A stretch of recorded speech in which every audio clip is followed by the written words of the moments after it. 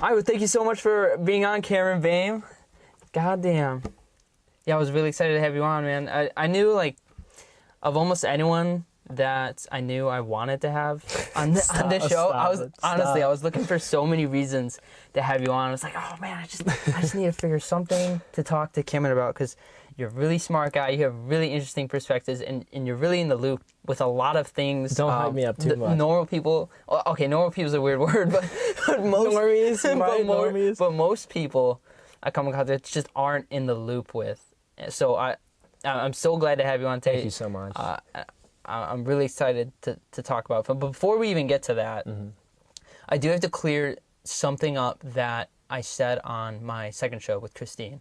So on that one, I was retelling a story about how I found myself in a really dangerous street.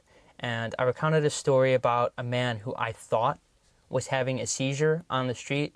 When I after that show, I listened to that part and I really thought about it, just sort of out of the context of that moment.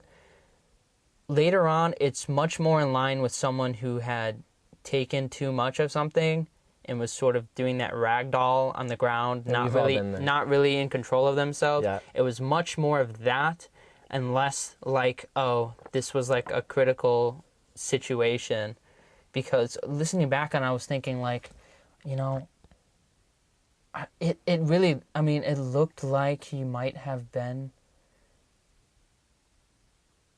but really just thinking about it, like looking back at it, it's much more in line with someone who had taken too much and doesn't really have full control of themselves and not like at a critical state of something like a seizure. So I don't know. I thought I wanted to clear that up at least. So yeah, I mean, moving forward in my podcast too, when I do misspeak or if I do misremember something and I think about it later, like, fuck yeah, I want to bring it up. I want to talk about it. I want to clear it up if I can.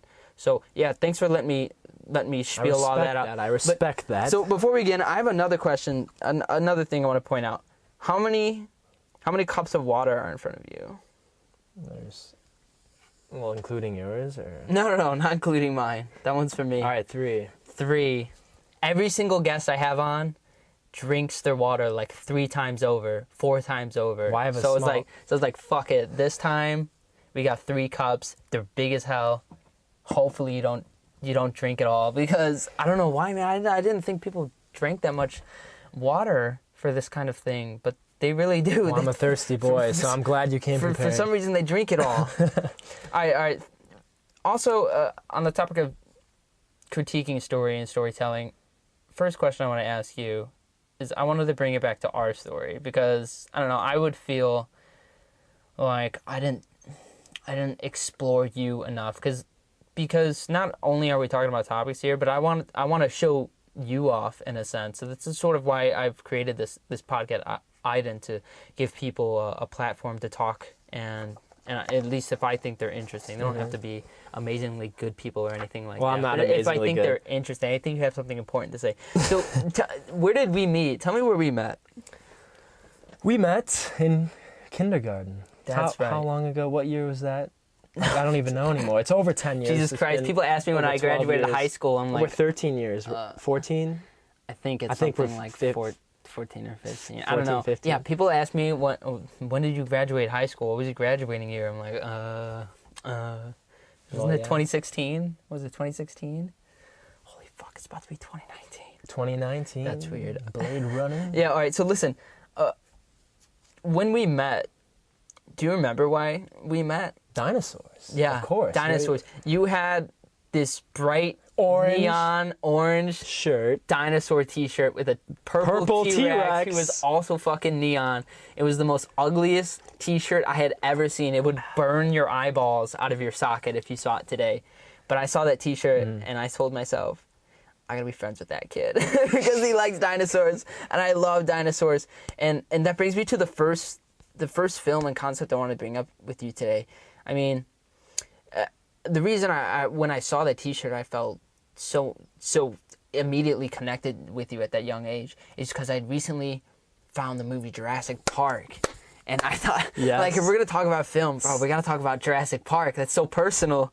So when I was a kid, Dr. Alan Grant was like my hero. He was smart and stoic and he didn't give the ladies any time of day, and he could tell a badass raptor story and scare the shit out of people, and he led the way out of danger, and most of all, he was like a seeker, and he was like deeply poetic in his own way, like his knowledge and his experience and his calm sort of stoic understanding of these animals. He wasn't like the fucking guy with the shirt. Chris Pratt? No. Bloom. Oh, no, not Bloom. Fucking, what's his face, dude? Jeff Goldblum. Jeff Goldblum, that's right. He's not like Jeff Goldblum. The Grandmaster. He's not like Hammond, and he's not like, what's his fucking face? Did you forget with the glasses? Jeff Goldblum's name? Yeah, I did. Poser. It's been a long time since I saw the film. Where those people, like, sort of tell you their philosophy in the film. I feel like Dr. Alan Grant stays largely quiet compared to most, even though he has more screen time. I feel like he's acting out rather than saying his philosophy of the dinosaurs in the park, and that's why I feel like he's just more poetic than those other characters. Well, I agree. So I was thinking, I mean, I don't know, he was like my hero growing up, and I'm not sure Freud would say like I followed in his footsteps or anything, but your guy was Luke Skywalker. Your guy was Luke Skywalker growing up. Yes. What is it about Luke Skywalker that makes him little boy's hero? Well, I want to start off. I'm not unique. All right, there are millions of young how boys. many little boys love Luke Skywalker? Saw Luke. Well, and he's intended to be your guy because George Lucas is like, fuck, man, this world is out there and there's nothing like this. So. Luke is going to be your vessel for this universe. You're going to see through his eyes. And of course, like, I mean, naturally, you're not going to relate to anyone, like, Han Solo is the cool guy. Yeah. Was he for, like, he's like, there's Han Solo guys and there's Luke guys. My dad always was a Han Solo guy. He's like, really? Growing up not being a suave, cool guy, Luke's a dork. Let's be real. Let's go to the Tashi station. Yeah, you're right. As being a dorky, goofy guy, I mean, Luke, he becomes a badass. He learns over the course of 5 years to be Gandhi, not fight. I never was a competitive fighter. I sucked at wrestling in high school, but Luke. Are you saying he's like? Are you saying he's the nerdist hero? He's like the ultimate nerdist hero? I'm saying he's the boy next door hero. Like, come on. Yeah, he kind of. Yeah, you're very right. He is kind of the boy next door hero, huh? He's not super. Well, I mean, he is pretty, but so appealing. Oh yeah. He's not Harrison Ford. Double moon. He's not Harrison Ford. Slow shot. Oh. Yeah, you're right. He's not as cool. I thought it was really interesting what you said about George Lucas's intent with creating that character, and that he's the boy next door. And I mean, Jesus, you ask guys our age, I mean, who's their hero when they were young, the vast majority are going to say Luke Skywalker. Well, not nowadays, but... Yeah, well, that's why I said our age. Star Wars is dying out. No one's seen Star Wars. But my father showed me a different movie before Star Wars. One that my tattoos indicate. One on my back. He showed me Lord of the Rings first. Frodo Baggins? Yeah, he showed me Lord of the Rings first. INFPs, by the way.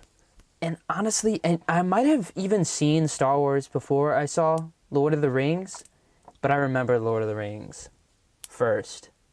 But I don't know if that's the case, but that's what I remember first. And I mean, Lord of the Rings was like my childhood film that I watched over and over, and everyone has that childhood film that they just watch over and over and over and over again. Lord of the Rings was that film for me. And I mean, you can tell from these movies we were like destined to be cool kids, right? The ladies love Todd. We were definitely destined to be the cool kids in school. But moving past these old grades, I want to ask you, why do you think movies suck in 2018? Because I know you're no fan. Look, there are good movies that come out in this day and age, but I'd agree. I mean, they're few and far between. I'd say that it's not about the movie-making process. It's not about the story. It's about the producers wanting to make money. It's the money business, not the art business. That's what it comes down to. I mean, back in the day, you could say the same thing, But I feel like back in the days, the trailblazers were back then in the 40s, in the 50s. What's really strange about that is almost, you could say that more people have access to cameras and video editing technology than ever before. You would think that indie film would be, maybe we're just not in tune with it, but you would think it would be exploding now more than ever. Kind of like the indie game scene, where it's like more people have access to game development systems than ever before, and all these modding communities are getting their hands and are actually being funded by their actual fans and people who download them. For some reason, that like totally seemed to jump the ship with movies. It like just didn't happen. So, indie filmmakers, are you saying like fans that make films? I don't know, man. You would think that with more access to film and video editing technology than ever before, that there would be a humongous flood of indie films. But I don't feel like I'm seeing it, at least not in the mainstream theaters. Well, maybe that's where the problem is. Define indie. Oh, indie would be low budget, would probably be like marker number one. Like marker number one, not a long history of movie development. And there are a few key cases, like the Key and Peele guys, the fucking Office dude. These people, they obviously have funding. They obviously have, huge connective links to studios and whatnot, and people in the scene, but like just your Joe Schmo, dude, like on the internet. Like why and there are some short films coming out on the internet, and they just did the thing with the Uncharted guy, whatever his face is. Nathan Drake. Well, yeah, the character Nathan Drake. The real actor is Nathan Fillion. And that shows like promise and stuff, and there's been, I don't know, Halo was straight to Netflix. I don't know, I just don't feel like I don't feel it. Does that make any sense? You would just think with the kind of access people have today, you think more people would be doing it. But I don't know, I just don't feel like most, I don't know. Do you think that if we were to make a film, do you think it'd be any good? Was that your definition of indie? Or do you mean like people who go to film school, who study film and then end up making films? Maybe in film school. I don't know.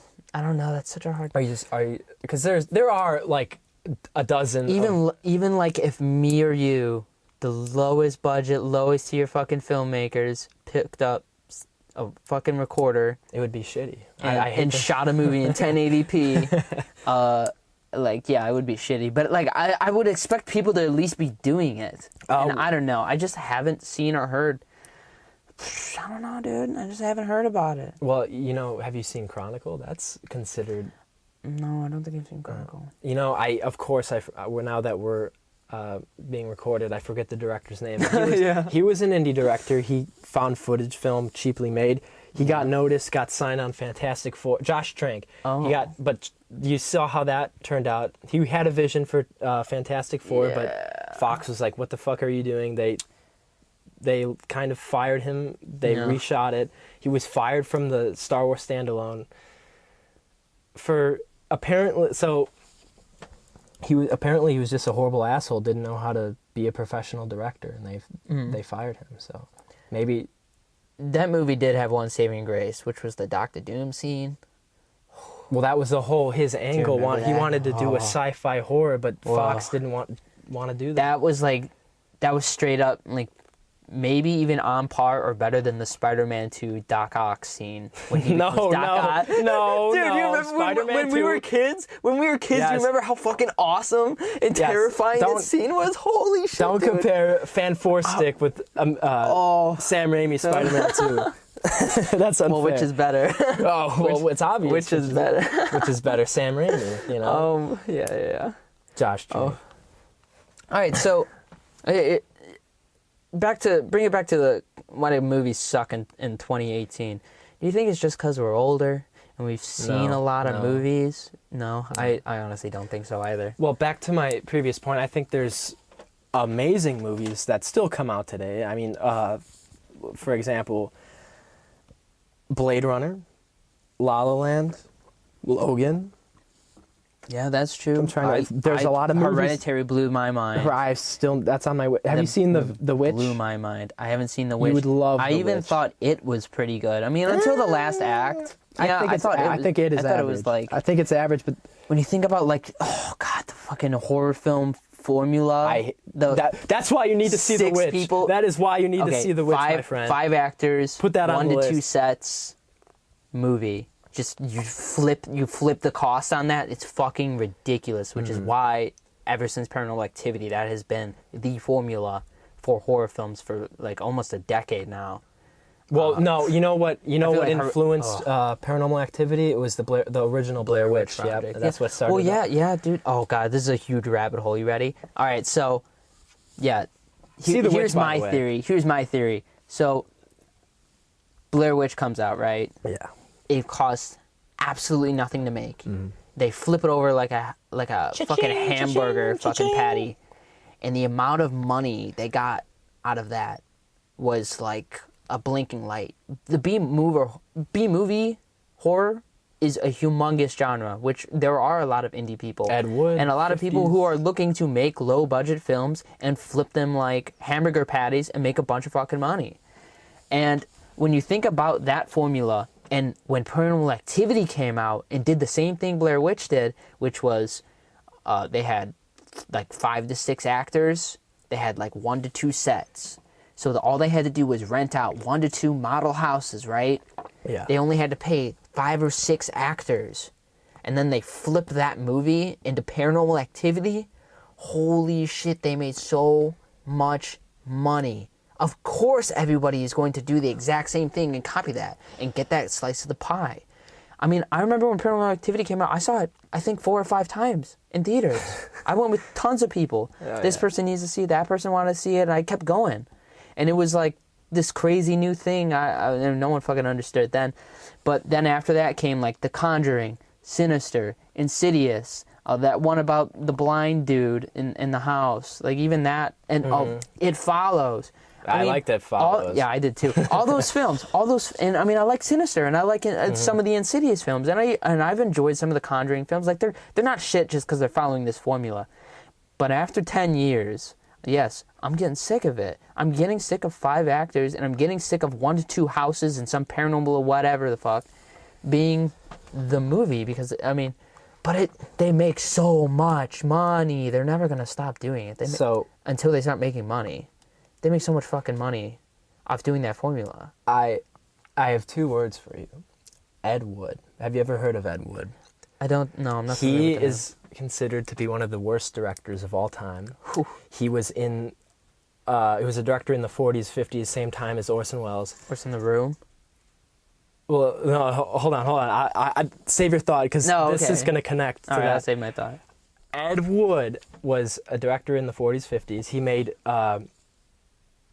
B-horror sci-fi movies, and he was just considered to be an incompetent director. They actually Tim Burton made a movie in the style of The Disaster Artist, but about Ed Wood's life, and it was starring Johnny Depp. Talk about like insult to injury. Yeah. Oh, Jesus Christ. And it's funny because he would make these movies, and he just thought he was a director, but he would make these sci-fi B cheesy horror movies considered shitty back then. And there's a scene in the movie where he meets with Orson Welles, and he gives him advice, and it's just so hilarious because he was making these cheap sci-fi movies for money before.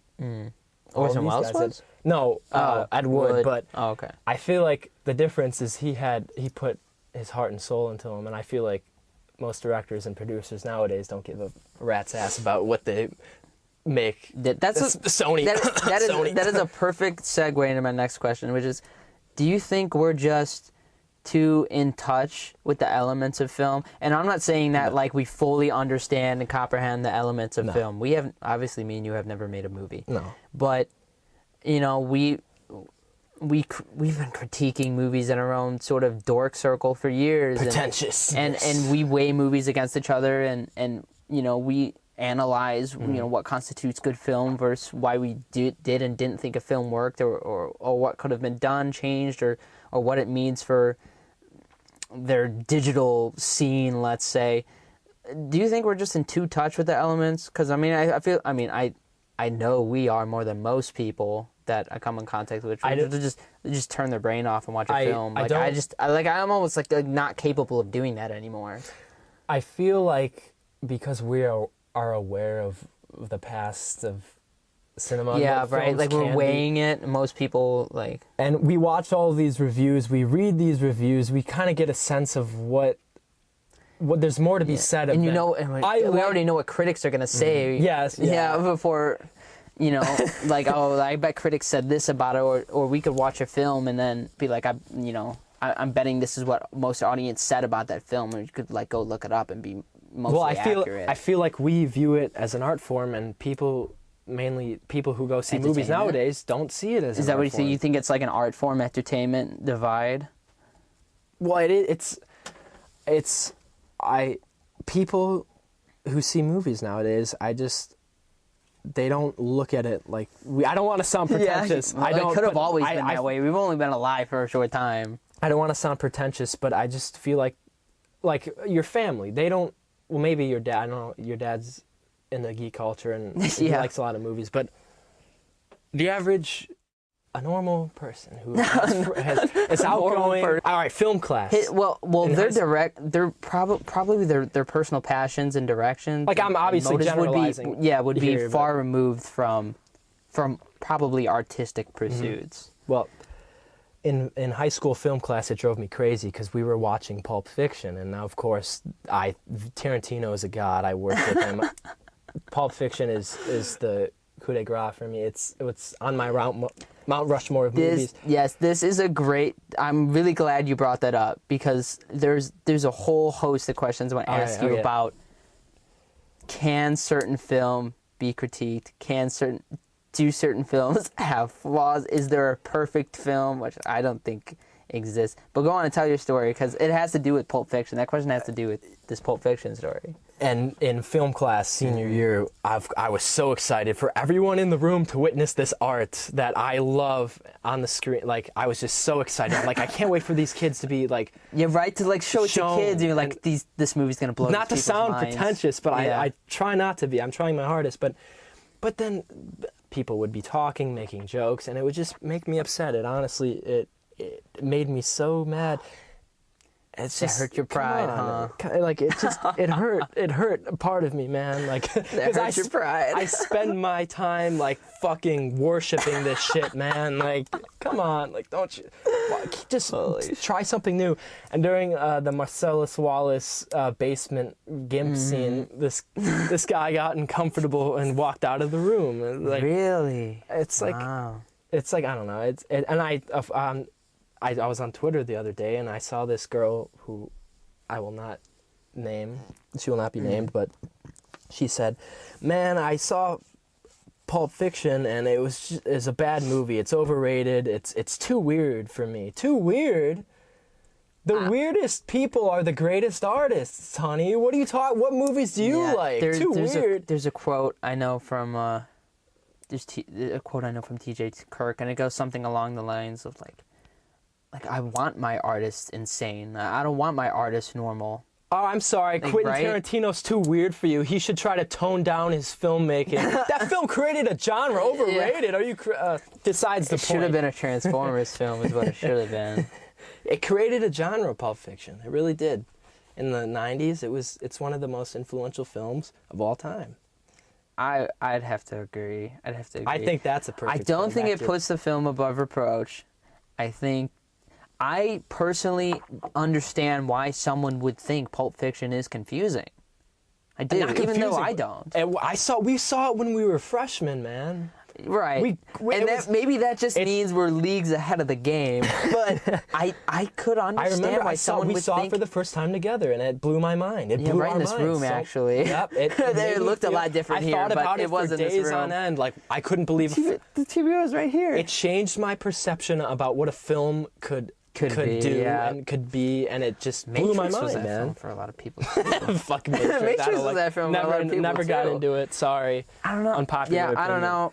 I still think I can still understand why someone would think Pulp Fiction was slow, entertaining, I'm not entertaining.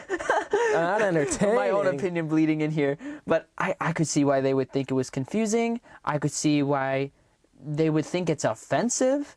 I could see, I scoff at that too, but I could see why someone would think it. And I don't know. Yeah, I understand what she had. I understand what she says. I think it's sort of a worthless opinion when I don't really care about it too much. I try to not think about it. It got me too mad. I could see why she would say that. I kind of repressed that memory until now when I just brought it up. I don't know. And if you're watching films that are just maybe all straightforward films, A to B, person talks to person B, and B person. When I think about genres in film, and I think about genres in music and how they're elementally distinct from each other, a lot of people, just bringing it back to, why do movies suck in 2018, seeing it as an art form, a lot of people, maybe some can pick out the elements in film that makes it elementally different from other genres, and that sort of, even if they can't understand it, it solidifies in them and their understanding that it is an art form and that it does have elements and sort of objectives that it's trying to hit, and if it, for the most part, hits, it's objectively good or not. I mean, that's like a bunch of, that's like a really wishy-washy, gray kind of answer and frame to put such an understanding into. But I think it's probably mostly correct, and I feel like we can probably understand what I'm trying to get at here. Yeah. Do you, and I know so many females and young men who can just, bam, right off the bat, pick out those elements in music. Like, you show them this genre to that genre of music, and they got it. They got it like that. And maybe me and you can look at a film and we got it like that, but I feel like most people, at least to a lesser degree, can't do that with film like they can with music. I think. Let me. And maybe that's where your frustration's coming from, and this sort of thing. Like, God, how can you not confine the elements of this art? Well, I feel like music is more. It's more available, and there's everything for someone. Like, there's music for everyone. Film, I don't think. All right, let me think before I speak. Film for everyone? I think there's film for everyone, but I don't think that good films are for everyone. Oh, yeah? Whoa. Because, hold on. For everyone. Not good films for everyone. Do you think that the average 15-year-old high schooler would like Citizen Kane? No, I don't think what I just said previously made no sense. I don't think about it. Do you think... It sounded insightful. I mean, no. I think most of the movies that their parents have brought them to, because their parents are mostly responsible for what kind of movies they can get their hands on and have access to seeing, like to the theater. Like the summer block. And their friends, too, because, no teenagers are going to watch movies by themselves because they want to add it to their repertoire of analysis. Well, they go... Not maybe sort of with Netflix and stuff, but yeah, maybe it is different these days. But still, in large part, their repertoire is going to be demanded by their parents, at least growing up before this sort of technology boom where you can see any movie and really collect any film you want to, if you really want to get it. Well, one of the screen. So no, I don't think so, because I don't think they've seen movies like it before. I don't think they know as much how to process it as an art and its full gravity and weight when you put it in the context of when it was made, the times. There's so much we have to know almost going into that film and coming out of it. This reminds me of the Paul Schrader, the screenwriter for Taxi Driver. His parents didn't allow him to see film until he was 18. Oh, isn't that something? Damn. What? Mm-hmm. And so, jeez, I wonder why. Well, they just thought that they were inappropriate, and all films, Disney films. Yeah, any films. He didn't see anything until he was Sleeping 18. Beauty? They thought Sleeping Beauty was inappropriate? well, I think that's I think it turned out well. I mean, yeah. I mean, I sort of retroactively thank them in a strange way. That like all that like he's like. Can you imagine not seeing a film until a couple of years ago? No, you know what's weird? They shaped who we are. Sometimes I think about the time in my life where I wasn't making art. I want to talk about this to Nick when I do my show with Nick. There was a time in my life where I didn't make any art. I didn't make anything. Now I can't even. I don't even know what I would do if I wasn't making something. Well, I always did. Ever since ever since I first saw Jurassic Park, I've been making movies in my head ever since. In elementary school, I made comic books with my friend Travis Smith. We made Travis. Dozens of our own comic books. We'd staple them together, make comic books. I made comic books with my friend Tony across the street and his friend Jackson. I've always been making movies and stories in my head. Sequels to movies I've seen, my own movies, combination of dinosaurs and Jedis riding dinosaurs. All these war sequences in my head. I used to make stop motion pictures. I wouldn't call it art. But I've always been making stuff in my head, and comic books and drawings. I always used to love to draw, man. Yeah. All my whole life has been shaped by art in a way. I tell people I didn't find art until I was like 18. Man. Honestly didn't. And like that was like sort of when I started collecting music.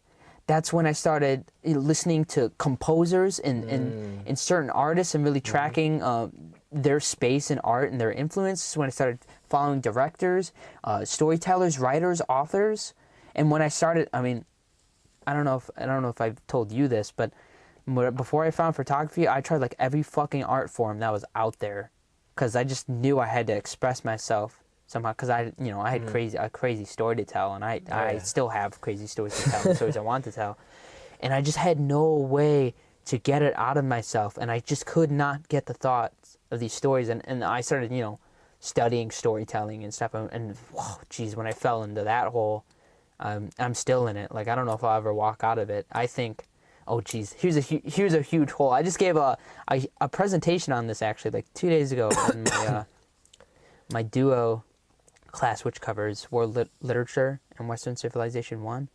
My whole presentation was about how I think storytelling is the most important basic technology humans have ever conceived of.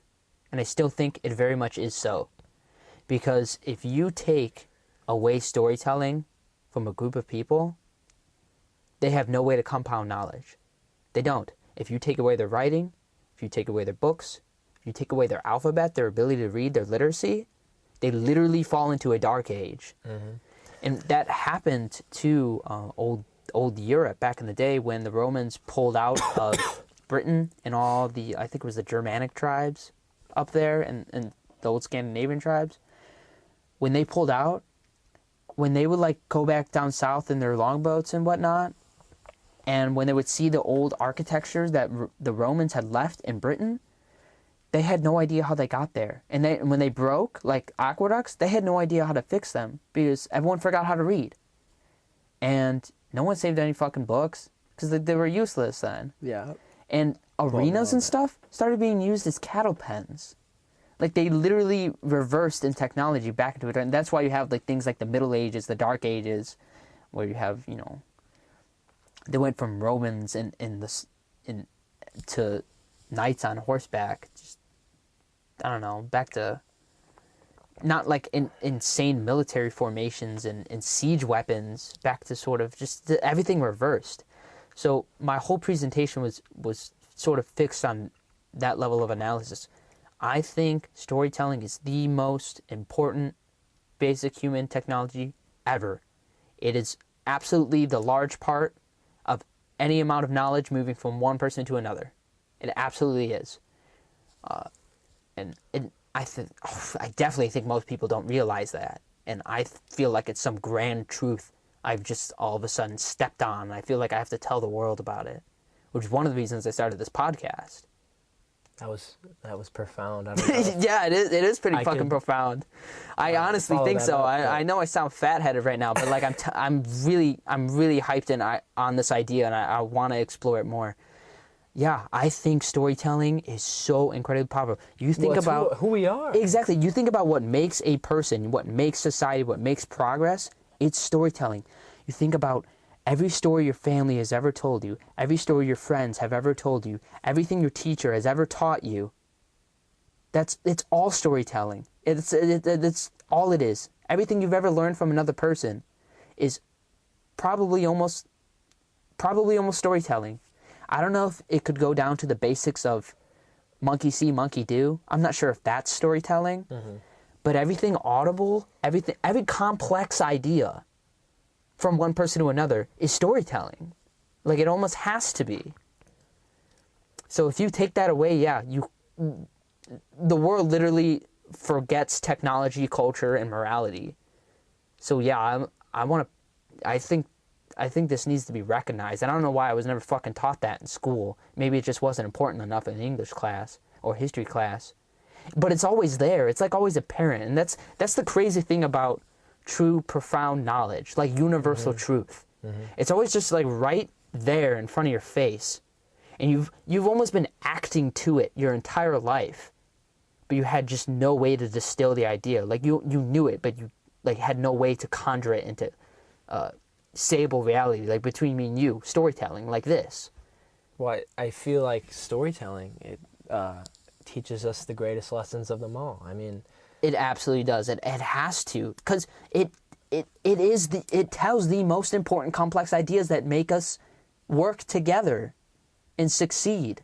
They could be complex, and they also could be simple. Like Citizen Kane, does that not teach a valuable story one should learn in life? But I mean, bringing it back to Citizen Kane, what we talked about earlier, that's almost like a complex story, and maybe it's simplistic in its themes almost to a trained eye who could pick out those elements. Yeah. But I feel like most people would fail to see what it was all about, what it was all for. It's almost like a complex idea, especially with the runtime, and there's so much you have to understand about their culture and political systems. If you showed that film to someone who a teenager just started reading, is still learning how to talk like most teenagers are, to be honest, I think it would go over their heads. Well, yeah, I mean, it was daunting for me to watch it because you hear so many great things about it, and you're like, oh man, what if I just don't get it? I heard many times. They say it's the greatest. Yes, of all time. that's what I told people. It's changed film. I told people I need to see Citizen Kane. I've heard over and over again that it is the greatest film ever made.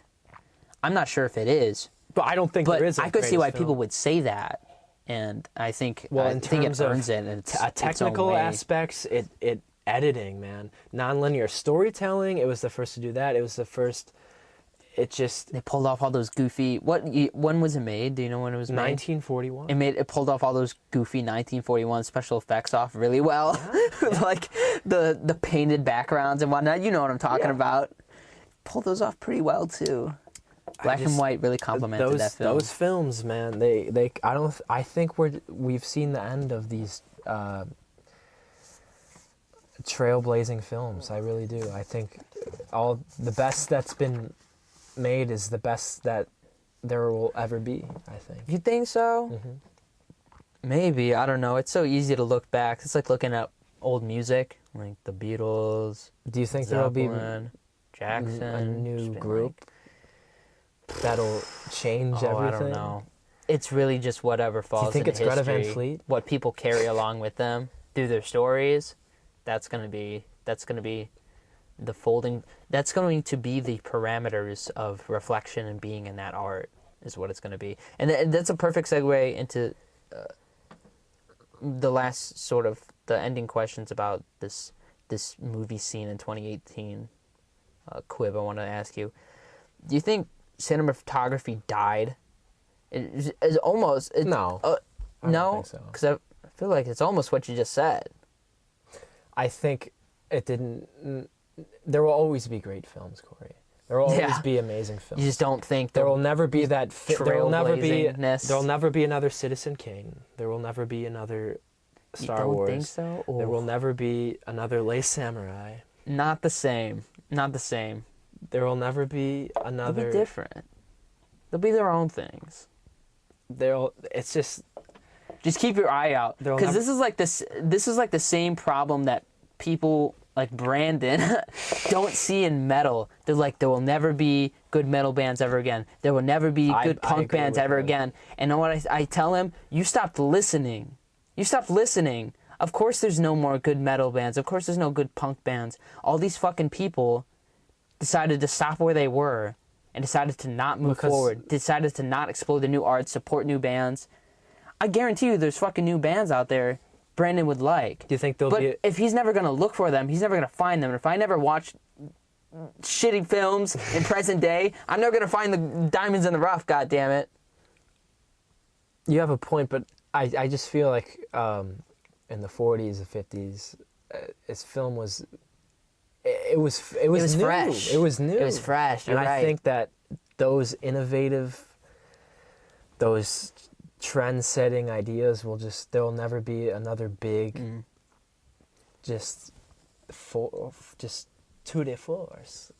Like, oh yeah, I feel that same way. I also I feel that way about video games. I feel like video games are so fucking saturated. I feel like nothing in the video game market captures my interest, can hold my attention and my time and my money. I don't think so. Back in the day when I was young, I would look forward to 6 or 7 films a year. These days, I look forward to like 1 or 3. And I'm that same way with video games. Back in the day, PS2 days, holy shit, there were so many fucking video games. They're not... No, not anymore. There's like 8 big titles a year. Well, it's just... And maybe you'll be interested in like 3 of them because you hadn't played the other 7 of each of them. Well, back then, I think we've had this discussion before. It's like, for like the PS2s, the Xbox originals, there's all these passion projects by these smaller companies, but you don't see that as much. Well, and they get bought out a lot of time. I mean, I'm sure it's like conglomeration of the companies. Call of Duty is every year. It's run by 3 different developers on a rotation. Yeah, they learned a lot like the horror flick. Pumped up every year. Yeah, a lot like the horror flick. They realized a burger flip of what's the word I'm looking for? Not technology, not cycle. Entertainment. It's like burger flip of like a structure, like this structure. They figured out this structure that they can flip over and almost guaranteed make money on and keep putting out content for. It's like I said earlier, it's the money business. Dude, they're not going to stop unless they stop getting paid. It's the money business. It's not the art Unless business. you give Bethesda more money, they're not going to stop. No, give Bethesda more money. Fuck, dude. Bethesda could take my whole wallet.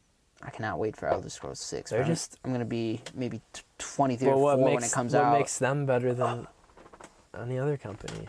Bethesda? They understand. Oh boy, they understand. All right, I'm just gonna make it short. They understand the elements of gaming. Okay, and I realize that's my own opinion, right? Yeah. And there's a lot of different opinions of what are the elements of gaming. Because obviously, if it's making money and people are having fun and fucking paying money, you could argue that's the elements of gaming. But it's like the same thing with movies. Well, you could say, oh, Transformers, not Need for Speed, fucking Fast and Furious, fucking whatever other Resident Evil films. Oh, jeez, all these sort of one a year almost parallels to these video game trends. You could say Marvel's movies are one a year. A bit of Marvel too. At least I feel like I'm getting burnt out on them. Kevin Feige puts his heart. They're still good, but I'm feeling burnt out on it.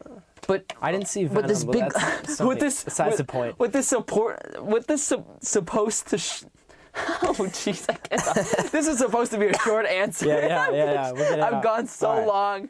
But what I'm trying to say is, the certain elements that Bethesda pays homage to and holds of the highest value in their video games, as opposed to these one-a-year video games, I think are much more in line to classical gaming. I think it's much more in line to giving the player all the content worth at the transaction and not after it.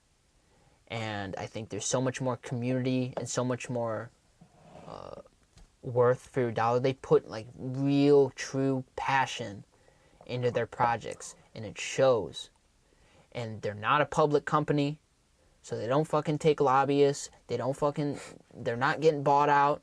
They're not getting pressured by will the people like this? Well, it's whatever the fuck the team wants to do. So whatever they think people are gonna have fun with, and whatever they want to make. They're not being owned by anyone. They're like independent's not the word I would use. So they're much more independent than other companies.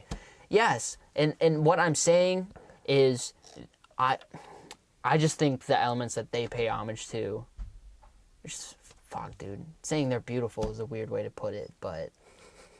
Well, it's like comparing Sony movies to. It's really hard to say. I didn't like contemplate my ideas on video games, but yeah, just the elements of almost like these noir films we've been watching lately, and that we've been talking about. The elements of film that they pay homage to, as opposed to the elements of film new films pay homage to. It's really hard to say what elements are of worth and which ones should be pursued. But you can almost feel it in your bones, like, while you're watching them, right? And like there's so much more engagement and connection and attachment to element 1 versus element 2 in these films. Compare a Sony movie. Compare the Emoji Movie to, let's say La La Land. Damien Chazelle's La La Land. Compare that to the Emoji Movie. There's the Emoji Movie is a cold corporate attempt of a cash in, and La La Land, it's Damien Chazelle's artistic vision, his passion, his love for filmmaking. That's what I'm saying is the difference too between, at least as I see, between a company like Bethesda or a company like EA. Like, you can just feel the love and the passion and the art in element 1 versus element 2, and it's almost something you can just feel in your bones. You don't even have to really understand why. I mean, I can, because I have sort of a trained eye for that thing, and I also like enjoy critiquing that art form. But I mean, same goes with film. Like, I feel like it's a direct parallel almost, because like film too, I feel like it was all these small companies when it was fresh. And I feel like as time has gone on, they've just been bought up and bought up and bought up. And the price has gone up to make these things, because the price of making video games has gone up. The price of making film has gone up. So not as many people can get into it. And I feel like both of those mediums. Well, these film companies were around in the 40s, the 30s, even earlier. They're probably both founded not even that far apart from each other either. But they're always worked the same way. Well, there was always these problems that we see nowadays with the producers, and the company clashing with the creative visionary. Those problems were back then too. An example, Touch of Evil was Orson Welles' passion project, but the studio wasn't happy with it, and they recut it, and they kind of rechanged it, and he was the ultimate man versus the studio. Orson Welles, he was the renegade. He had full creative control of Citizen Kane. They said, because he did it with play. What, I lost the word. Play people. No, you don't say. Play people. Play production. All the people who make plays. Really? I mean, they did use like real life sets way more back then, and props and the backgrounds. But like they gave him full creative control of that. But I feel like the studio and the companies always were not for our better interest. I don't believe that for 1 second. There was a time where you. I don't think so anymore, because there's so much money at stake and on the line to make one of these things. Even back then, it's just gotten worse. I feel like I don't know. That's why A Quiet Place and Hereditary, and then Get Out, have sort of rocked the movie world recently, these independent films made by these guys who just have fuck you money to do it and have, you know, first and final say for the most part of the projects they're fucking making it and funding it and wrote it and want to do it. Well, I think these films are just changing things. The best product. What's weird too is all those films are horror films. The Witch is another one. Yeah, I haven't seen The Witch. You gotta see maybe The that'd Witch. be on my list if I saw it. Well, no, there are. See, like the Tarantino films. He obviously has 100% creative control. There's some studio there's certain people that they're like. I don't think anyone would want to step on his creative freedom either. He'd just say fuck you. I don't think his fan base would put up with it. He definitely audibly would not put up with it. Like he'd just be like, "Well, fuck you. You're not gonna let me make the film I want. Like I fuck you money. I'll just go make it." Well, that happens so much. I feel like Lucasfilm is guilty. Marvel is guilty. DC obviously is guilty. Sony didn't George Lucas have full creative freedom like one and two? At least he'd never the original trilogy he worked with a lot of people. I'm talking about like prequel one and prequels. He had full creative control, but this is a different case because after all of these years, maybe he's gotten a little too arrogant or hot-headed. People have called him a god for so many years, and he lost touch of that indie filmmaker. He lost touch of that guy versus the corporate man. He became the corporate man. Yeah, he became the he company. went from fighting for the free peoples to he was empire. another man versus the studio. You know what he said? He said, "No, yeah, I know Suits, that story. Not Suits. What was the quote? He almost got shut down a bunch of times. He said that producers and the companies don't understand film."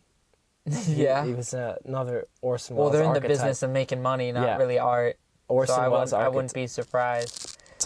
Typo renegade. That's God, that's a problem with so many creative mediums. It's just like artists don't make any fucking money. So when someone who's sort of, let's say, when someone's purpose of making art, their purpose is to make that art, and then someone else's purpose is to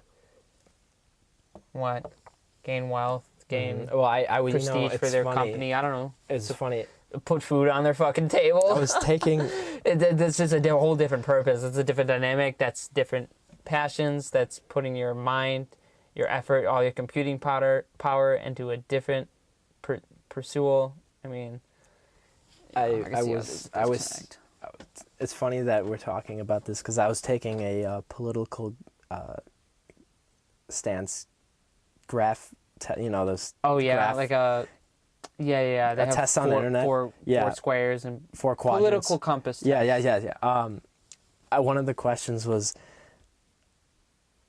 the distributor is more important than the artist / writer. Strongly disagree, agree, strongly agree. I was like, strongly disagree. Fuckers. Well, if the distributor won't distribute it, who's gonna see it? Yeah, but are they more important than the artist? System. Well, good thing online content creators are moving to independent funding, which is where it's fucking at because it takes out everything. Oh god, here's a rabbit hole. You ready? Mm-hmm. All these brand new technologies that are revolutionizing shit are removing those middlemen. They are moving to person-to-person communication, independent fundings, so people can be independent without the influence of money. Politics, in large part, is moving that way. Social services, things like Uber, Lyft, Amazon, all these eating companies where they just send you food straight to your house. You don't have to go to the store. You don't have to fuck with all that shit. It's good for people with social anxiety. You don't have to go wherever. You don't have to talk to... You don't have to go through a middleman. These people don't have to work for people. They work for themselves and for you, man to man. Things like Odd Job. There's ones for photographers. I don't remember the name, but you can just look in your area. Who's active and has a DSLR camera? You call them to your place, and you tell them how many photos you want taken of you, and they with a DSLR fucking camera, and they'll come to where you are at whatever city attraction you're at and take your photo. That's fucking. Like, you don't have to hire a photographer. You don't have to go to a photography firm. You don't have to hail a taxi person. You just call them up on your fucking phone. Because people are so interconnected these days. There's no need for that middleman. And at least for these low-budget transactions, that is largely becoming all these new revolutionary companies. They're just independents. But, you know, film, you can't really do that with film. But maybe one day the technology would get so good from person to person, you won't need the middleman or an independently funded film company. Jeez, it always gets big though. That would change things. I mean, saying it's not public. Like people don't buy their stocks or anything. No one's buying pieces of their company. I feel like that's inevitable to like. Or like like crowdfunding, like crowdfunded movies and things. Well, those are like that. I feel like crowdfunded movies are Darth Vader fan films. Quentin Tarantino said, "Crowdfund this fucking movie. I want to make a film, complete creative." I would. Fucking everyone would throw him money. Well, yeah. You have fucking. He wouldn't need it though. He's a. Yeah, he wouldn't need it. But like a big shot name, like let's say the Office dude was like, I want to make my own film. You don't think Jim Halpert? All the people who are fans of The Office wouldn't throw him money rich. He's and his directly fund his film, and he wouldn't have to go through any middleman, and Netflix would fucking buy it off him. Hell yeah, they'd buy it off him. Fucking throw that thing up. Well, everyone would watch it. He's rich again. Well, yeah, but like but I mean, you need a good amount of eyes. If you're going to be independently funded, you need eyes. But they're accrued in a different way. They're not accrued by throwing billboards up, and it's by people who give a shit. Well, he's already he's not a big star. I don't know. He's an actor. He like was making his own film. So he's an actor. That doesn't make him too big, to be honest. Zach Braff. I don't not know in this scope of money transaction. But like in this scope of art. He's a well-known actor, Zach Braff. I think that's how you say his name. He was under fire because he did a GoFundMe for his own passion project film, but like people were giving him shit because he's already rich and like fuck you. We don't need like. Well, make a film. He was you try to fund it. He was under fire for that, so I don't know. Well, I have a high-paying job. I get paid $25 an hour. That doesn't mean you can go fucking buy a Tesla or something like. Just because you make more money than everyone else around you doesn't mean you have enough to fund the things you want. And if he wants to make want to make a film is a crazy fucking idea. Mm-hmm. It really is. And people have lost touch with it. Daunting. Because no one fucks with it. Like no one even makes like short films or anything like that. Literally no one is doing this practice. YouTube. But everybody consumes it. So the sort of gap between those people, I think, is huge, especially in the realm of making film. Because not even like video games too. Not a lot of people see the behind the scenes of filmmaking. Not a lot of people know what it takes and what goes into making a film. Mm-hmm. Well, I feel like video games that's sort of different because everyone can just download game making software on the computer and you can start fucking with the code and you can watch all the toys. You can do it all by yourself. Movies. You really almost can't make them by yourself. Like no one's gonna make. But people are fucking making multi-million-dollar video games by themselves. Minecraft, an example, all by them fucking selves. They don't even need anyone else. And maybe you hire one guy to do the score, which was like Minecraft piano keys, is what it was. That is so simplistic. Reminds me of a point. But film is just different. Like I think people giving him shit for trying to independently something. Go fuck yourself. Well, whatever. He's an actor. He's an actor, dude. He's just an actor. That doesn't mean he's fucking has nine plaza houses on Hawaii. Well, he's really rich. But that besides the point, it reminds me of a quote by one of my favorite YouTubers. He does video essays on film. Patrick H. Williams, I think. He's your favorite? You don't know his name? You must love the guy. It's Patrick Williams or Willems. I think it's Williams. He said that making a film is the same thing as practicing in a heist, doing carrying out a heist. Yeah, because probably a is. studio, they give you a bunch of money for a specific amount of time. You have to make things work in a specific amount of time. Things can't go wrong. You're on a budget, time constraints. It's like a heist. Getting all and that's those why people to work together. movies about heists are ironic because it's a heist within itself, like essentially. Yeah, that's funny. That's ironic. A funny frame to put it in. Yeah. Here's a question I want to ask you. Mm-hmm. And we're moving on to, I think, more theories of film here. Why do most people have a favorite film, but can barely tell you why it's their favorite film? Why do you think that's the case? Because I feel like, I mean, we sort of touched on it, like the elements of film. Maybe they just don't understand what it is that is resonating about the film. They'll be like, oh, I really like the main character. Mm-hmm. But they just won't tell you why.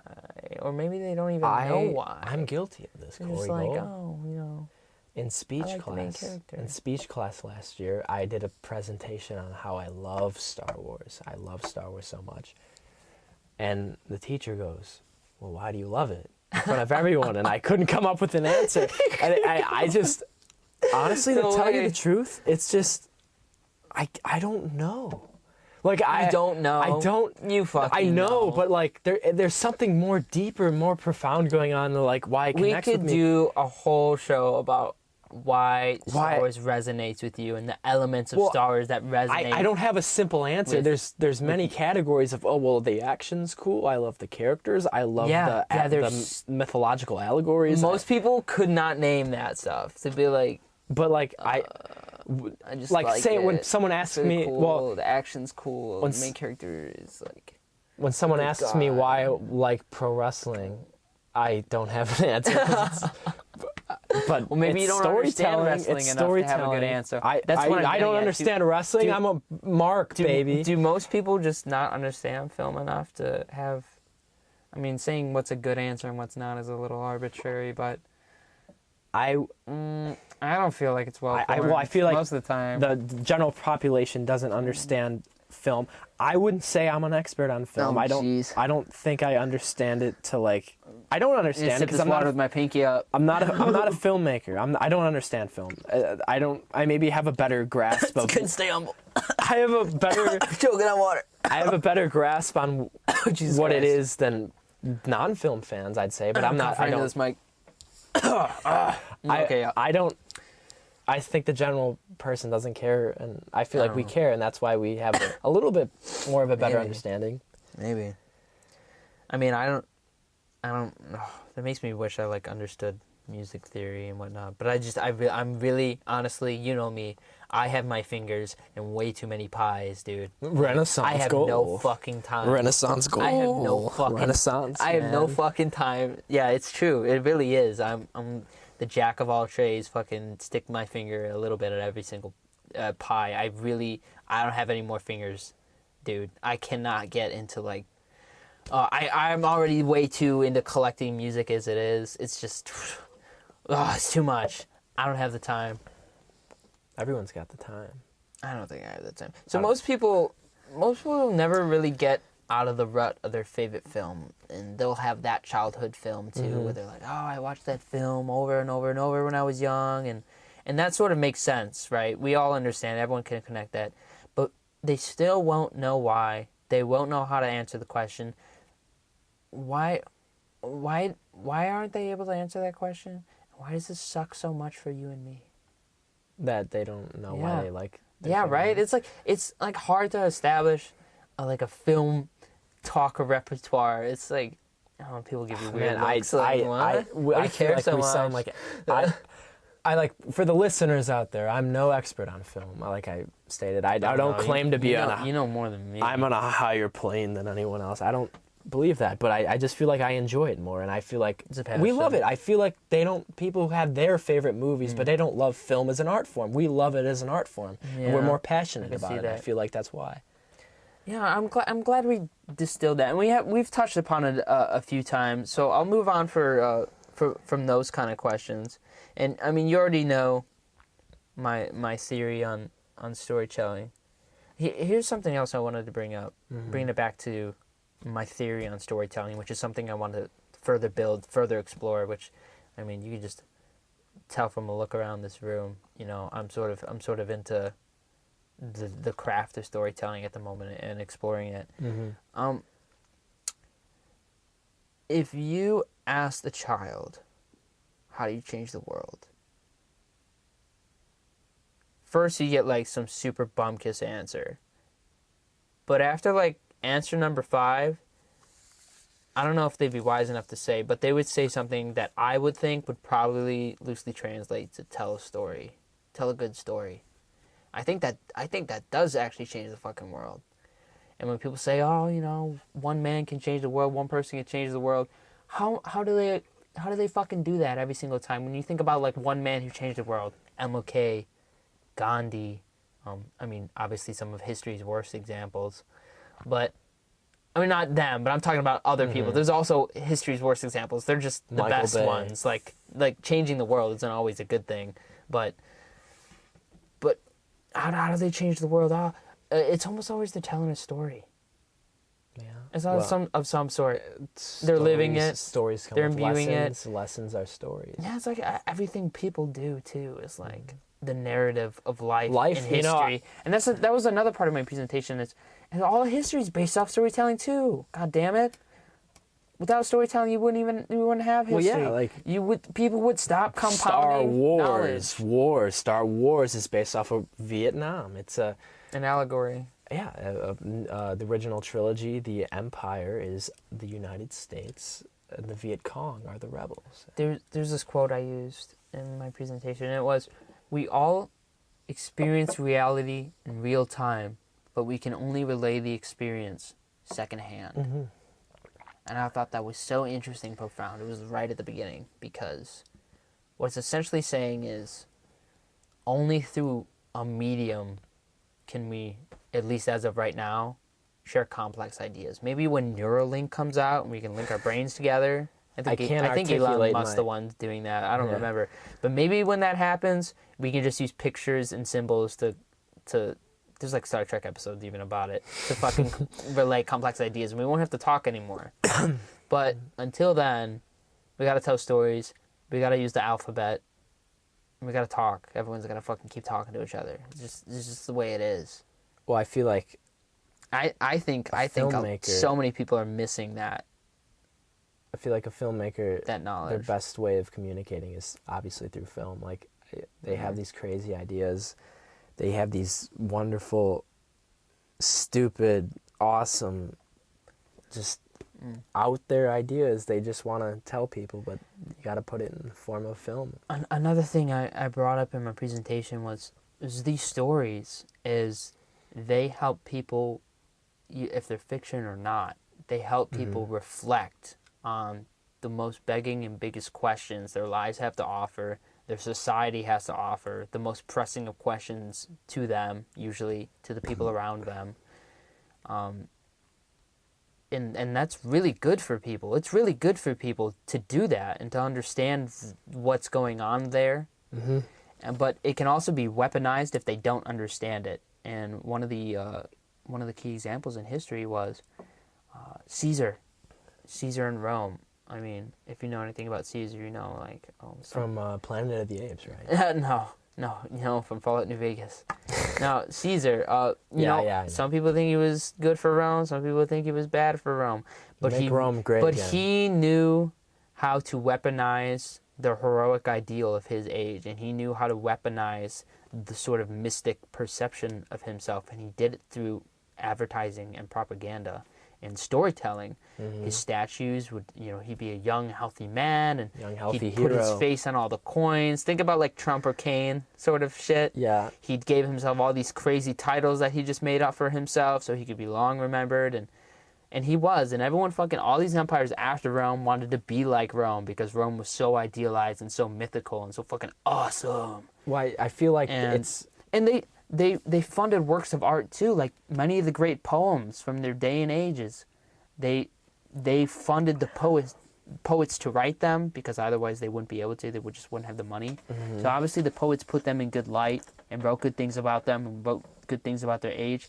And they sort of have some reflective questions in there about what was good and bad in the age, and maybe that might be able to flirt the line without explicitly saying so.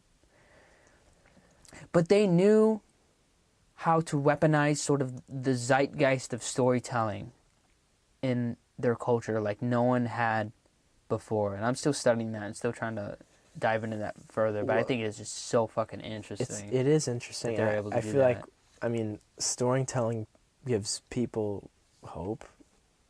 Like, of course it does. I mean, who wouldn't want to be Caesar?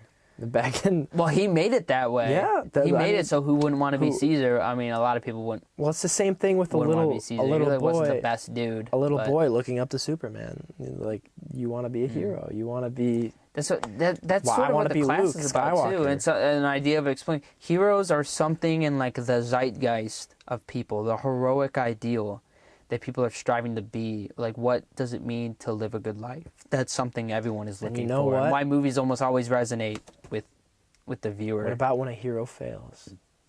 Oh, jeez. The Last Jedi. Luke Skywalker. Heroes are vessels for us to grow, and yeah, I just think their like mythical value is way more important than most people are realizing, and I'm like coming to realize in a lot of ways in my study of film and old literature. Reading the Iliad currently, partway through it. I wish I had the time and the intelligence to read all these books. Well, we don't have to, it's a little confusing. They're dated, but it's old. I don't know. Old. It's overwhelming to me. I can't write. I can't read. It's a fat book. You can knock someone out with that book. Sleep on it. I feel like we're on different levels. You're the reader. I'm just the watcher. Here's a good question. What movie trope or genre do you just really not jive with? Like, what is like... I mean, there's like the classic tropes, like, oh, Ex Machina, oh, the hero saves the day and everyone turns out fine and no one died the whole movie. I'm not talking about those. I'm talking about like maybe something more niche. Like what gets on your nerves in like a film? What happens a lot in film that gets on my nerves? Yeah. Oh boy. Well, I'm trying to think. I know. Hold on. What? So like in modern day films or in like over the years? Any film, I'd say. If you want to talk about modern films, you could do that too. I personally feel it's like sometimes soundtracks. Interesting. I was thinking more story based. I feel like most people aren't paying attention to soundtracks. Shaky cam. If we're talking technical aspects, I can't. Oh, it's like overly saturated film. Like you think of like Transformers. I need like Tim Burton's like Alice in Wonderland films or something. Like think about like the look of blatant use of colors. Of Batman just, like, versus so hard line. The look of Batman vs Superman was just ugly. Yeah. The look of like those cheap Texas Chainsaw Massacre, like the remake. Like the difference between subtle color use and very blatant exploitative color use. Like it looked like Michael Bay, Transformers, all that. And the difference between who's the fucking guy who makes all the quirky films with all the colors? Budapest Hotel. He made Budapest Hotel. You mean the other one with the one whistling? Fuck.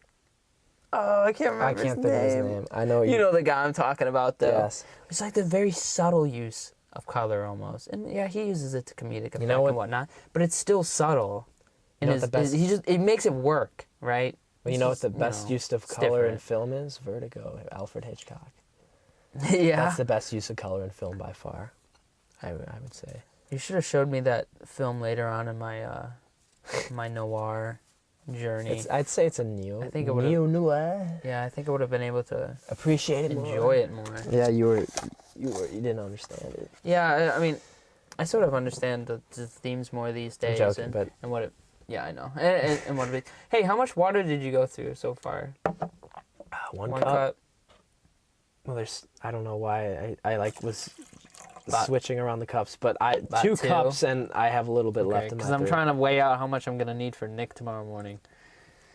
Maybe I'll bring him 4 cups. Look at you doing all these podcasts in a row. Give him 4 cups. Hey, you've seen my photos, right? Of course, I follow you on Instagram.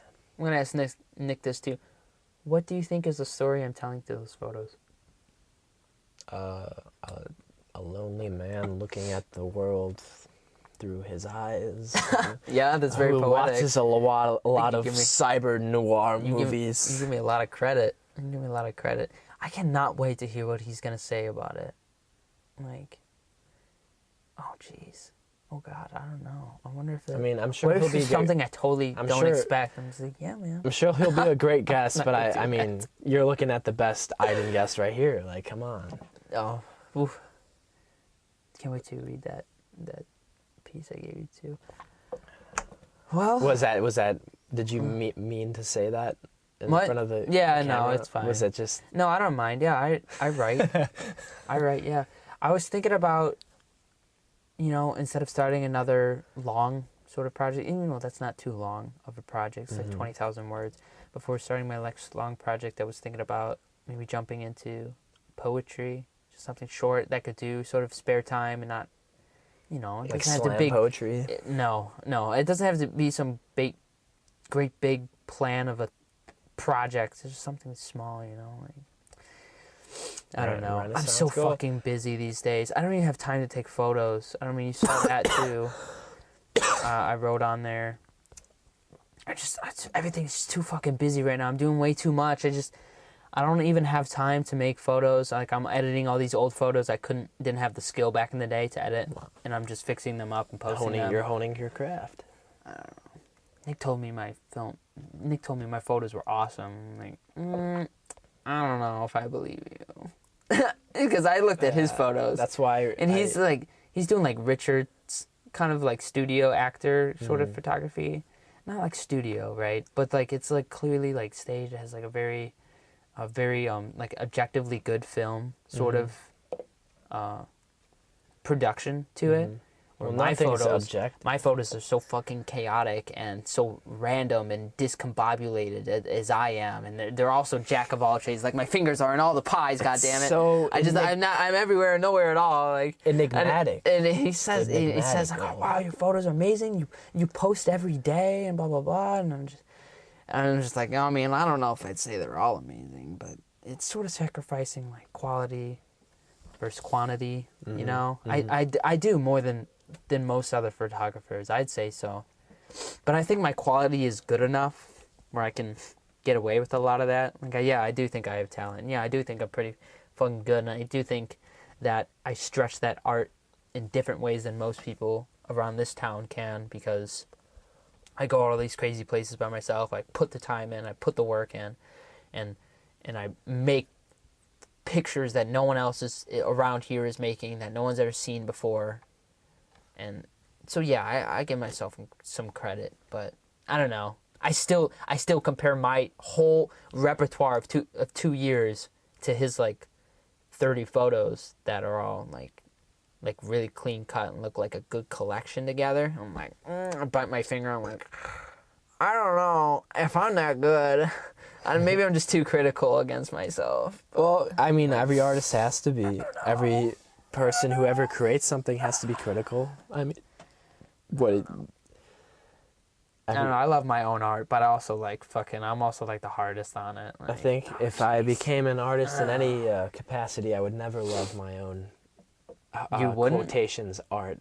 I would always be too critical. I don't know how these filmmakers, these people do it. I would hate I'd be like, I should have done that differently. Because when a filmmaker makes a film, it's done. It's like that for eternity, unless you're George Lucas. Yeah, that's a really interesting point.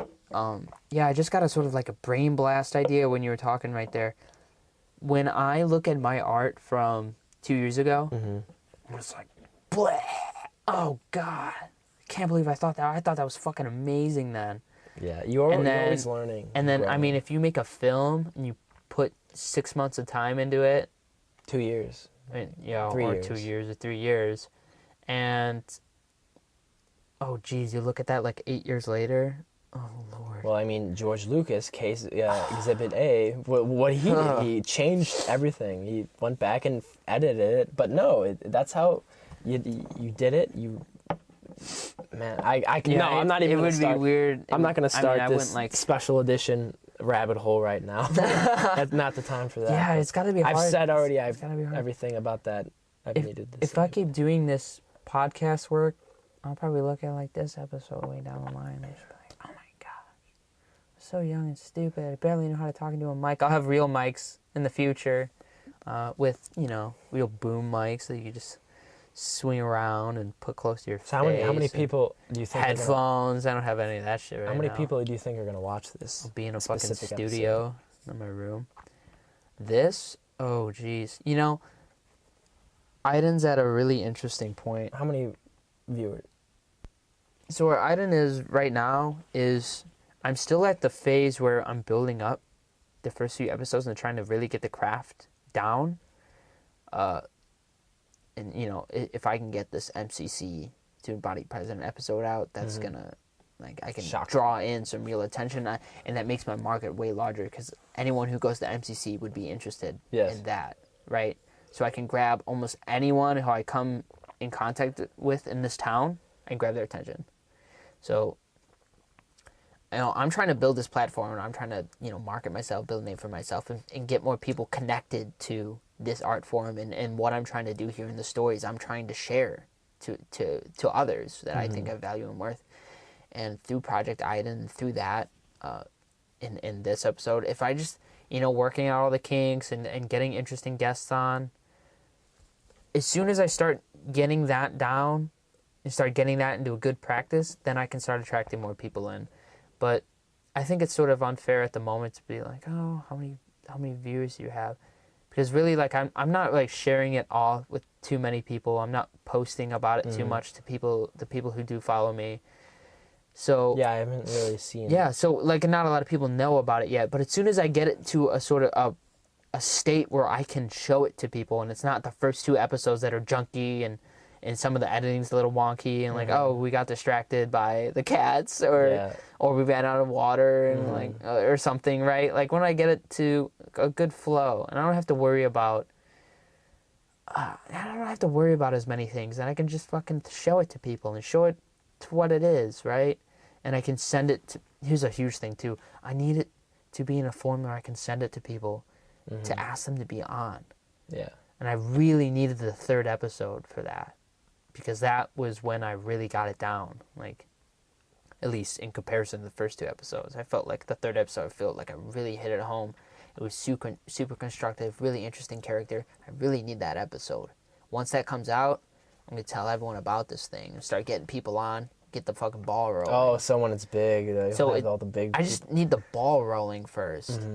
This is going to have the ball roll. So tomorrow's going to have the ball roll. I got 2 people in 1 week, and then hopefully I can get that episode cleared by the school or whoever is reviewing it, and then we'll get this fucking ball rolling, right? With not 2 episodes, but 3 new episodes. Boom, fucking roll that ball. And then when you get bigger, you'll that's when I'll start looking at right? You're gonna have me back on. Yeah, definitely, man. And that's when I'll start looking at views and start trying to get people to view and posting it different places on the internet for who might be interested in watching. But I'm kind of afraid of people to see this episode because I kind of feel like I'm not pretentious, and I try my hardest. I don't think so. I think you can't. No, I don't think you're just. I don't claim to know. Pretentious, and I think we put enough caveats and contextualizations where people know, I don't claim to be a film guru. People just know we're I'm not a master of... And we love film in that. I'm a big fan. We're 2 I'm not... kids in the suburbs trying to talk about these great big grand ideas. No, man, I don't think you have to worry about any of that. That's my worst fear. I don't want to... No, we put so much into context and whatnot. It's fine. You know what else, too? Pseudo-intellectualism. It's hard, too, because, you listen to podcasts before, obviously, you're green. You've never been on a podcast. No. And this is only my 4th time ever doing it. And it's hard to actually do it, and you have to think on the spot and say things you might regret. You have to say, I started this episode with me fixing up something that I thought about later on. I was like, I'm not so sure I remembered that all correctly. I'm not so sure I said that the way I wanted it to be said. I want to clear the record. So, I mean, there's still so much to learn. And it's hard, too, because most of the people I'm going to have on here are just people in the fucking community I know. Like, they've never done anything like this. So, I don't know. It's just one of those hurdles. Do you, like, have more I'm still learning to ideas of people you want on? Like, oh, yeah. I don't want to talk about it, like, on air. I'll talk to you off. Right, yeah, private. That's a private conversation. Yeah, sorry, ladies and gentlemen. I don't... Yeah, no. Because, I mean, there's still... Things are still fluctuating, and I don't know, like, who's taking precedent over who. I mean, I don't think that's not really an issue right now. No. But maybe when this ball gets rolling, I might get a few more contacts, and, you know, people might drop out, people might fall in. I just don't know what's going to happen. I don't want to make any promises. I don't want to talk about someone being on, and then maybe I send them this to listen, and they're like, oh, jeez. Like, I think I'm going to have Cameron Behm. Oh, no, I'm scared. I'm scared or something. I don't know. Mm-hmm. I don't know, we'll just leave it open. Who'll be on? They'll be on when they're on. Right. And you know what else is, too, is hard comparing myself to podcasts, too, is because most podcasts have a schedule, because they're, like, people who are really committed and know what they're doing and have the technology and funding to actually make this into a viable form, which is why you're watching, right? You're not watching whatever the fuck podcast. You're watching, like, podcasts that are big and influential for the most part. So, no, I don't have a schedule. No, I don't have, like, a solid roster of guests. I have a few who you know, want to come in, and I've talked to them and have agreed, but I don't know when they're coming in. I might have not finished sort of my outline of things I wanted to probe their knowledge about. Probe their knowledge. Yeah, I do. I do want to term. Probe their knowledge. I drank all my water, by the way. Oh, yeah? Oh, fuck. That's 3 whole cups down. I've gone through 3/4 of my bottle. You gotta slow down. I'm gonna have to pee soon. I'm gonna have to turn that chair into a toilet so my guests can just pee right where they're sitting. I don't have to worry about all that nonsense. That would be really awkward, though. I don't know if I'd be able to keep a train of thought while listening to. What's my train of thought? I think I'm losing my voice. Do I sound like I'm losing my voice? Yeah, it sounds like you're putting on an act. No, I'm not. I'm actually losing my voice. Really? Yeah, I'm sick. You get too excited. Justin Haas got me sick, ladies and gentlemen. Oof. What's he sick with? He just had a cold. Oh, yeah, he was super sick when he was here. Really? Yeah. Yeah, he sounded like he was holding his nose while he talked. Is that what I sound like? Don't get me sick. I have so much to do. Please don't get me sick. I have so much fucking shit to do. But yeah, I plan on talking about IDEN a lot more tomorrow with Nick, because we're gonna talk just about digital media and our different methods and philosophy of storytelling. You gonna cheat on me and talk about storytelling? A little bit, a different kind of storytelling, sort of individualistic, artistic storytelling. But yeah, we'll touch on that then. IDEN. I think we touched about it on everything I want to touch about in this session. That's good. Yeah, thank you so much for being on, man. Thanks for having me. Try to get you on another time. I don't know. Maybe we could just. You know what else I'm scared about? I haven't done one of these yet that is just meandering. I haven't done one without like an outline, like an outline. Of questions I want to ask. I have not done like a straight. Yeah, that. Me, you. That would scare me. Most podcasts don't. Most podcasts have a screen on the side where they can bring stuff up, watch videos. Does he like? He does that. Drunken Peasants do that. A bunch of other podcasts do that, and they watch videos and they talk about them. They make jokes, yada yada. I don't think I want mine to be like that. I think I want to keep it way more personal and way more about storytelling and individuals, and not so much about. I don't know. If we want to talk about things, I think we'll just bring them up and talk about them.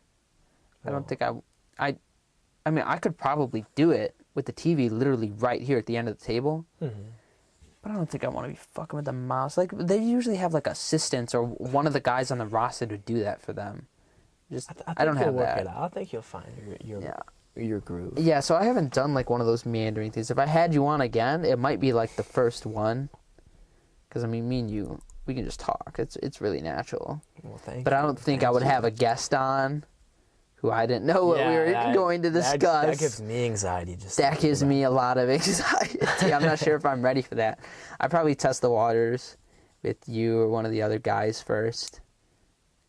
And, you know. Wink, wink. We'll see. But I think until then, I'm going to keep IDEN to topic-based. 2, when it's topic-based, it's a lot easier to market to people. Because when it's topic-based, I can say, hey, here's a student from the Chicago Art Institute. We talked about her time there and her experience living in the city.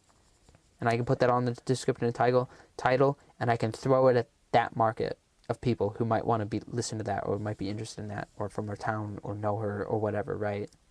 Or connections. If it's just me and Cameron Behm are on, and we're just talking about, we're just throwing shit balls which way and seeing what happens. Trying to sound intellectual. I don't know what's gonna happen and to that, right? Like I don't know what to do with that. And until I get some sort of base and get the ball rolling and viewers, maybe we'll start messing with that a little more. But I think that might be just like a separate project. I don't know if I would call that IDEN. Because IDEN is short for identity. I want identities on, and I want. You're already talking about another branch of podcast, man. Yeah, you mad? Too many pies. Too many fucking pies.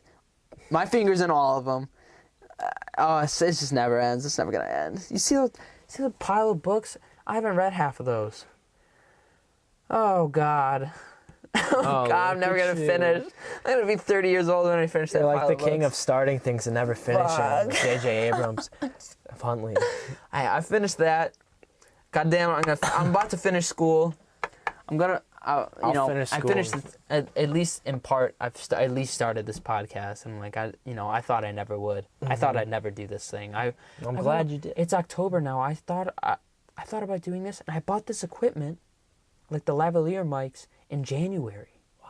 That's how long ago I thought about doing this. I just did not have the time, the drive, and the freedom to do it. But now that I've like sort of.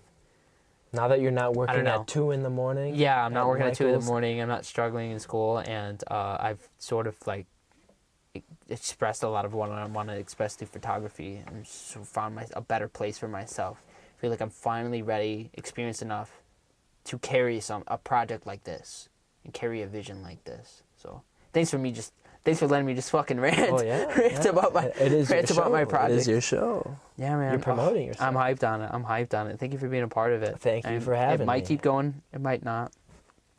A large picture is if I do become a flight attendant, which is what I'm thinking about doing, and I might start applying even this week. Ooh, it could take like 6 months to really get that ball rolling, though. So I've heard from flight attendants. Who are they looking for? What kind of people? Oh, you gotta smile all the time. That's my biggest issue, dude. How much do I smile? That's the first time I've seen you smile today. No, God. I'm in big trouble. I'm a very serious, very stoic person. I mean, I can like have my goofy hours, right, where I'm like joyful and gleeful and jolly, cheerful, whatever. But that's usually with the people I'm most comfortable with out of the sight of everyone else. In public and at work, I'm very professional. And yeah, I'm not. Ooh, yeah. She's like, you cannot stop smiling for a moment. You're out. I'm like, do you think they'd hire 21-year-old kids? I don't have a good smile. Do you think they're looking for 21-year-old kids? That's horrible. Hi, welcome to United Airlines. Freaking me out. Yeah, right. Oh, Jesus Christ. I'm never gonna make it. Anyway, it's like me at Kona Ice. If I do make it, I plan on bringing this series with some serious equipment to the world, because I think I'm gonna meet a lot of very interesting individuals on my travels, and I'll have a lot, just fucking almost unlimited access to fucking any port on the world for a reduced price. If I want to go somewhere, I want to talk to someone, just go fucking do it, because I want to. You're a traveling man. And, geez, this art could, like, really become something. Well, I hope it But does. We'll see. Don't forget about You know me. I'm always, like, I'm, like, playing 10 tables at a time. Yeah, usually, so. Tokyo, Rome. France today. Tokyo yesterday. The Rome the day before. I don't know what the fuck I want. Boy. I'm just aimlessly drifting through life, and look at you planning ahead. I mean, I got plans, but I don't have plans. I like to tell myself I have plans. I went to school, I lied to myself. I have it all figured out at ISU. Dude, if Harper really does 4 years, and girl I talked to today, She told me she pays, I think it was like, it was $2,000 a semester at Harper. $2,000 a semester? Whoa, dude. She's taking 4 classes, $2,000. Which, I mean, is obviously more than MCC, but it's not all that more. It's not double MCC. Yeah. And if it's not even double MCC, it's not that bad. Well, what would you go to Harper for? Holy shit. Dude, I don't know, but if that's fucking cheap, I might as well. Like I don't know if I want to put my life on hold for 2 more years. Yeah, well, I think I'll go crazy. Don't go to school. I'm going crazy already. You gotta figure out what you want. Dude, I could if I saved for like a half year, I could probably almost pay for 4 semesters? It would probably be like $2,500 a semester. 2, 4, 6. Oh shit, I don't know. I couldn't pay it all off right now, but if I give myself a little bit of time, really put my mind to it. Or back my time to earth, talking about expenses and maybe things. Yeah, it'll stress me out. Not as gleeful as film. You know, I watch films to escape. Yeah, escape. That's why. That's. Well, they help you. Oh shit! I spilled my mic. They help you come to terms with your reality and understand your place in it. What do you? When I'm stressed out, watch a movie. When I'm feeling sad, watch a movie. When I'm feeling anxious, watch a movie. I can't believe we spilled water around. I'm feeling. Check. 1. I think it's working. Yeah. I'm all wet. Goddamn! I totally missed my mouth. So was there anything? Are we? No, I think we should end it with me spilling on myself. I think that's the perfect end. Yeah. Well, thanks for being on. Thank you for having me. Shake my hand. And it's a real handshake, ladies and gentlemen, with my hyperhidrosis in full effect. Yeah, I can feel it.